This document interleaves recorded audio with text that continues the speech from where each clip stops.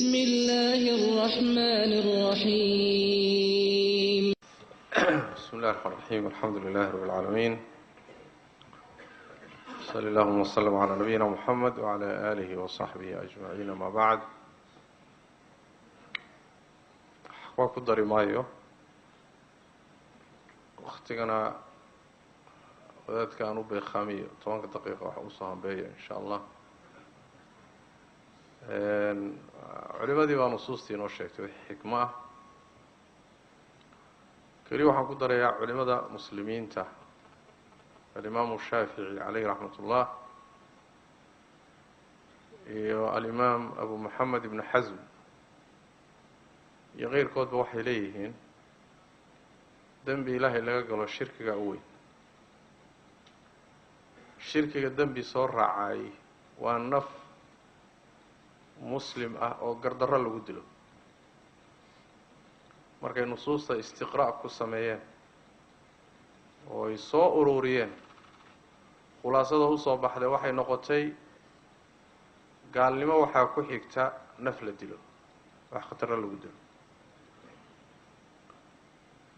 nusuusta culimada akhriyaysa bay ka qaadanayaan qodobka labaad ee ku daray waxa weeye xadiis al-Imam Ahmad iyo غيرka ay soo saareen nabiga sallallahu alayhi wa sallam alayhi wuxuu soo maray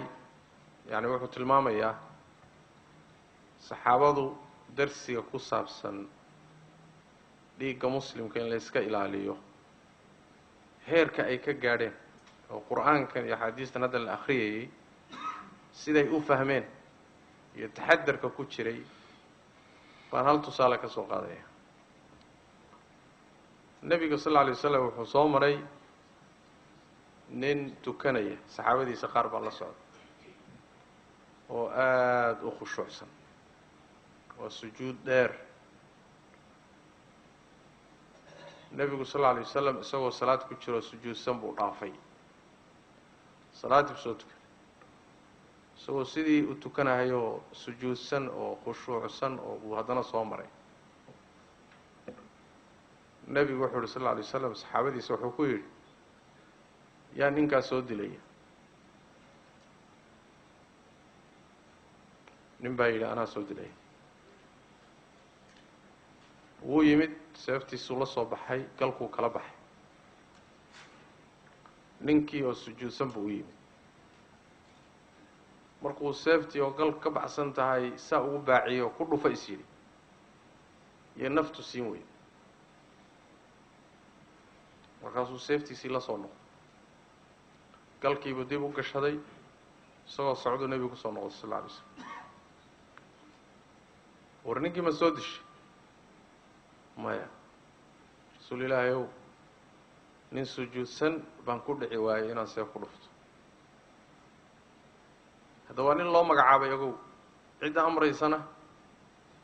waa nebi maxamed sallallahu alayhi wasallam nas caamana ma aha waa nas khaas ruuxa farta lagu fiiqay waa hebel way garanayaan markaasuu rasuul ilaahay nin sujuudsan see kun dilaabu waa soo noqday iska fadhiisalay ninkeedii ma tiid wariyaha hawsha qabanaya haddana yiri nin kala soo baxay aniga lagu faatixay rasuul ilaahay ana kala tuura waayaba soo qowsha waa tagay seeftiisu la baxay galkii buu ka siibay saasuu u ruxay ku dhufa markuu isiri way naftu siin way warma ninkan sujuudsan oo salaada ku jira ونبي وقصوا أمرين وما ننسى جوسن بعد ما تسيف كله فنكرت سيفتي شين توكل كشدي بس كسرنا ورينك أول مسودش رسول إلهي ونفتح يسين ويد الروح سجوزنا وتكنا هنا ندلو هو كل عكري واحد سكفر رسالة نينك هذه متي وريا هوشا قوانا يا لنيسد نبى يداني قاس قوانا خاصو قوالي كيس ده حد مركو ماشي يمت نينك يوم ماشي كم بوي واسكبه تجيب النبي صلى الله عليه وسلم هدا دليل هيدين fitno bilowgeed iyo dhammaadkeed buu noqon lahaa fitno oo dhan isagay ku dhammaan lahayd jidadan doonayo marka inaan fahanno waxa weeye nas caam aan u daliishanayaa iyo waan tuhmay iyo waan ka shakiyey warkeeda markaad ka timaado nin khaas ah oo nabigu dilkiisa amray bay asxaabu rasuulillahi sallallahu alayhi wasallam ku dhiiran kari waayeen xalashaani wuu tukanaya intaasi ruuxii qalbigiisa wax yar ku jiro darsi waa ugu filanta sooma marka wixii inoo sheegay innagana allah inagu anfaco intay gaadhaysana ama gaadhi doontana allah ku anfaco meeshu waa khamaar waay nin dhiig islaam galaya waa nin khamaaraya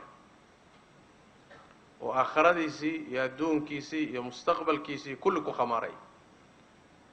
meel lagu fududaadana maaha meel lagu degdegana maaha waa meel aad iyo aad la isagaaliyo xataa hadday qaraa-in cad soo baxdo qaraa-in xataa haddii la helo ilaa xujo cad oo waadixa la helo dilkiisa keeni karto qaraa-in xatay soo baxda hadda lama dili karo saawi qisadii ninka la dhihi jiray usamat bnu zayd radia allahu tacala canhu ardaa isagii nin ree ansaareeda ayaa dagaalkii markii la galay gaala la dagaalamaya